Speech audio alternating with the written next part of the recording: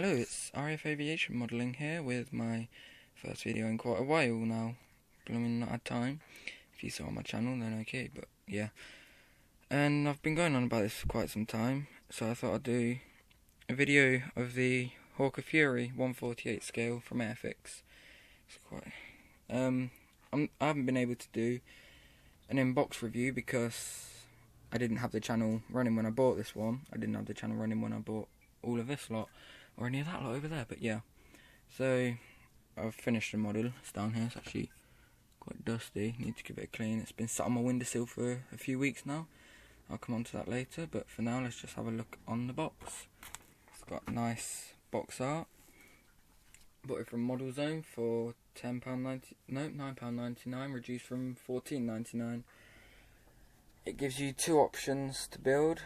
The silver one, which I believe is at RAF Gosford, this actual one, or I'm not quite sure what that is. It's just like camouflage. I'm not sure what the actual name for it is. I'll find out. Yeah. On the side, it tells you what paints you need and the glue and everything. Again, it gives you those two. Oh, it tells you here. The camouflage one is number 1 Squadron, South African Air Force in 1941. Silver one is K5674/GCBZP. Oh god, that's a mouthful. Restored in the colours of number 43 Squadron for the Historic Aircraft Collection Limited, Imperial War Museum. Oh no, Duxford. I was there the other week. England 2012. Didn't see that at Duxford actually. Should have looked out for it really. On the back, it gives you selection of things. It explains about the Airfix Club. That's all the different languages, about a description of it. Side, other side. Side's exactly the same. And there's the English history for it. Yeah, that's the box. Comes with 2 or 3 sprues, something like that. It's nice plastic. Instructions, get an overview, history, they're alright drawings, not that detailed, but you get the gist of it.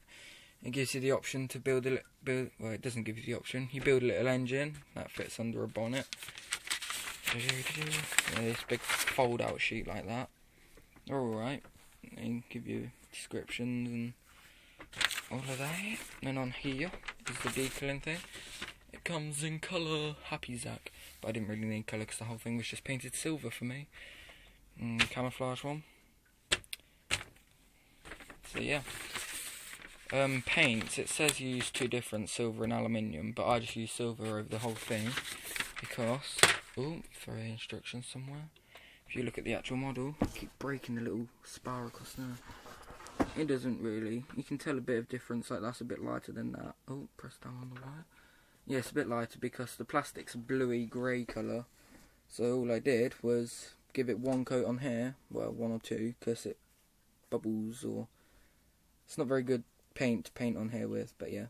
And on the front I gave it a lot of coats, something like 5, something like that, but it's kept all the panel lines and everything. You just can't see that on here because it's a really crappy camera. Got all the rigging fitted, propeller still moves. Got my little pilot sat on the wing. I never actually put the pilots in the cockpit because I don't like that for some reason. It's a lot more detailed than the camera actually shows. It's got eyes and mouth and painted goggles and everything. It's got little scuff marks on the knees of his trousers. And then what I like about this is it has a little removable bonnet. And under there you can see an engine. It's not very detailed, but like I said, but yeah. Got gun stain marks on the metal. Exhaust stains. Rotate a bit. Quite a nice model. Wingspan is just about my hands. I'll use my 172 Spitfire again for a comparison because I use that for everything. There we go.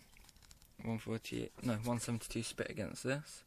This is 1/48 scale, by the way. It's actually quite similar size to a 1/48 Hurricane, because if you know the history of the Hurricane, it was actually developed from the Hawker Fury and a couple of other Hawker biplanes. So yeah, they just had to change the bottom wing and slightly the tail plane, but that's about it. It's a Hawker Fury, a Hurricane is. if you hold them together, there's actually quite a high resemblance. So yeah, got all the rigging on the back. I attempted to put, well, actually, the kit was missing these two spars, this one and this one, so I had to make them out of a bit of copper wire. I've added on push rods out of copper wire, painted it black. I decided to go with the Cosford one, because, no, not Cosford, sorry, Duxford, because I just like silver, shiny. This spar here, instructions aren't very good at showing, but you have to put this spar on before you glue the little plate in here. It's stupid, really. But yeah, I had to pry that off again about 5 minutes after realising, so I wasn't very pleased about that. But to date, this is probably my best model, with my little propeller spinning. Quite pleased with that. It came out all quite alright, so yeah. It's how I normally have it on the desk or windowsill or wherever it's sat, with its little name tag I've made. Little nameplate. I normally have the bonnet up against there, and pilot just leaning over, makes it look like something's actually going on. Or the pilot's normally just sat on the wing or something like that. I don't know, he just normally chills around the Fury. Yeah, not bad for a tenner. It's quite simple, but I wouldn't recommend it for the first time builder. I'd recommend something like a little 172 Spitfire, wherever it's gone over there. I'm going to repaint that, actually. I want to repaint it. Yeah.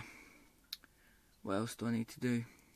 I'm going to do a build review of the Nat, which I finished but damaged. Well done, Zach, you're so clever. I need to do a little thing about the 148 Spitfire as well. I've been saying I'll do that for a while.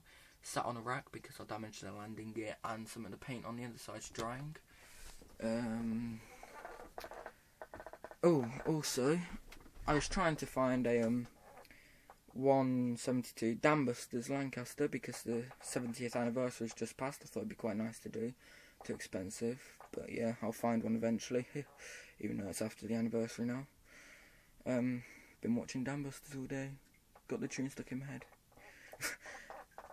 But I decided to buy a Gloucester Meteor NF11 because that's what my granddad worked on in the RAF. I'm going to try and paint it up and all that in the scheme that he used. So yeah, this has been my little review of the 148 Hawker Fury in the Duxford colours. I hope you enjoyed it. There'll be more to come, so stay tuned.